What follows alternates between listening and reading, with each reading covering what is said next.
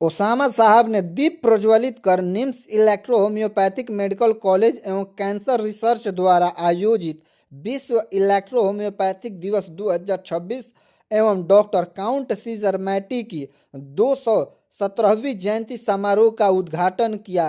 College के निर्देशक doctor इंतखाब नाज के द्वारा रघुनाथपुर के विधायक ओसामा साहब को सम्मानित भी किया गया और इसके बाद ओसामा साहब ने तमाम कॉलेज के बच्चियों और बच्चों के साथ फोटो भी खिंचवाई और उन्हें सर्टिफिकेट भी वितरण किया। तस्वीरों में आप देख सकते हैं किस तरह से ओसामा साहब कॉलेज की जितने भी बच्चे और बच्चियां हैं उनके साथ एक एक करके फोटो खिंचवा रहे हैं और उनका मनोबल और हौसला बढ़ा रहे हैं। इसके बाद ओसामा साहब के द्वारा कॉलेज के जितने भी स्टाफ थे उन सभी को अंग वस्त्र एवं मोमेंटो देकर सम्मानित भी किया गया। तस्वीरों में आप देख सकें किस तरह से ओसामा साहब एक एक करके कॉलेज के जितने भी स्टाफ एवं टीचर हैं उन सभी को सम्मानित किया जा रहा है। सबसे पहले तो 217वें इलेक्ट्रो होम्योपैथी दिवस के मौके पर मैं तमाम भारतवासियों और तमाम दुनिया के इलेक्ट्रो होम्योपैथी चिकित्सकों और महात्मा काउंट सीजर मैटी के सभी चाहने वालों को मैं ढेर सारी शुभकामनाएं, बधाई और मुबारकबाद देना चाहता हूं कि डॉक्टर काउंट सीजर मैटी जो एक इलेक्ट्रो होम्योपैथी चिकित्सा पद्धति का जो उन्होंने अनुसंधान किया, जो उन्होंने रिसर्च करके दिया देश को, दुनिया को, वो काफ़ी काबिल तारीफ़ है। और एक हर्बल चिकित्सा पद्धति हमको जो मिला, जिसे हम लोग आज लाभ उठा रहे हैं, ये वाकई हम सब के लिए एक गिफ्ट से कम नहीं है। इलेक्ट्रो होम्योपैथी की सिवान में आपने जीवित करके रखा है, लेकिन आज भी देखा जाए तो मान्यता नहीं मिल पा रही है, जो पहचान मिलनी चाहिए वो नहीं मिल पा रही है। बहुत बढ़िया सवाल किया आपने मान्यता को लेकर के। देखिए, अगर हम मान्यता की सिर्फ बात करें तो भारत में IDC इंटर डिपार्टमेंटल कमेटी का गवर्नमेंट ऑफ इंडिया ने एक कमेटी का गठन किया, जिसे इलेक्ट्रो होम्योपैथी की मान्यता के लिए काम शुरू कर दिया है वो IDC ने। और बहुत जल्द इलेक्ट्रो होम्योपैथी मान्यता की जो लड़ाई चल रही है, बहुत जल्द इसकी रिजल्ट मिलनी है। यूँ कहें कि अभी बिहार में अगर देखें या बिहार को अभी थोड़ी ही एक कदम पीछे हट जाएं तो कई स्टेटों में, जैसे राजस्थान गवर्नमेंट में आप लोग सुने होंगे कि वहाँ पूर्णतः संवैधानिक मान्यता हो चुका है।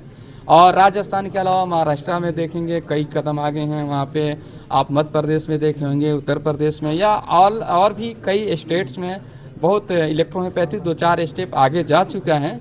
जबकि अगर हम बिहार में इलेक्ट्रो होम्योपैथी की मान्यता की बात करें तो अभी कुछ ही दिन पहले एक कार्यक्रम का आयोजन हुआ था जिसमें बिहार के स्वास्थ्य एवं विधि मंत्री श्री माननीय मंगल पांडे जी पहुंचे थे। और उन्होंने इस बात पे उन्होंने ये कहा कि आप लोग पटना आइए और इलेक्ट्रो होम्योपैथी की मान्यता पर वहाँ पे बैठकर चर्चा करते हैं, इस पे विस्तृत जानकारी लेना चाहते हैं और इस पे वो बात करने के लिए भी तैयार हुए हैं। सर, क्या लगता है आपको बिहार में जिस तरीके से स्वास्थ्य मंत्री मंगल पांडे आपके गृह जिला के हैं और लगातार आप भी इस पे प्रयास करते रहे हैं, निम्स के बहुत सारे साथी आपके ऊपर टकटकी लगाए बैठे हैं कि आप कुछ इस पे महत्वपूर्ण फायदा उठा पाएंगे, चूंकि स्वास्थ्य मंत्री आपके गृह जिला के हैं, तो क्या कुछ कहना चाहेंगे उनसे? ये काफ़ी सौभाग्य की बात है कि भारत के जो हमारा एक स्वतंत्र राज्य का, एक स्वतंत्र क्षेत्र के एक राष्ट्र जो हम लोग का जो स्वास्थ्य मंत्री हैं, जो माननीय श्री मंगल पांडे जी, और सिर्फ स्वास्थ्य मंत्री नहीं, वो विधि मंत्री भी हैं।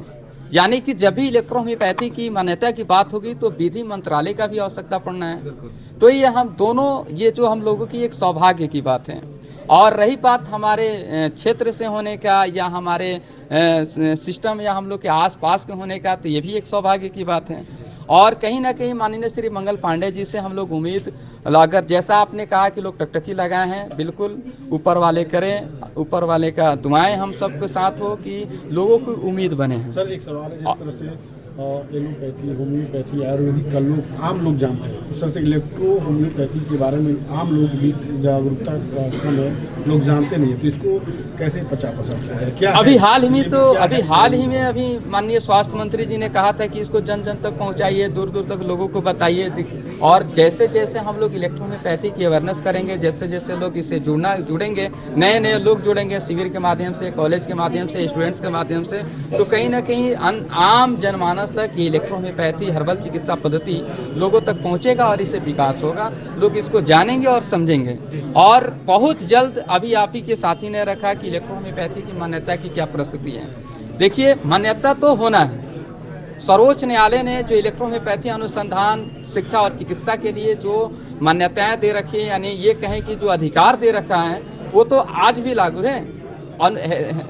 रिसर्च के लिए, एजुकेशन के लिए, उसके प्रमोशन के लिए संवैधानिक हमारा अधिकार है, इसलिए इस अधिकार का हम सब इस्तेमाल करते हैं। और मान्यता की जहाँ तक बात है, तो इसके सरकारीकरण होने में जो भी सरकार की जो समस्याएं होती हैं, जो उसका सिस्टम होता है, वो अपने सिस्टम के अकॉर्डिंग काम करने के लिए हमारे वर्तमान विधायक सिवान के और बिहार के स्वास्थ्य एवं विधि मंत्री ने कहा कि आप लोग पटना आइए और इस पर हम लोग बैठ के विस्तृत बातें करेंगे। मुमकिन है कि बिहार में भी इसकी सितारे चमक रहे हैं और बाकी जैसा सामने आएगा वो दिखेगा।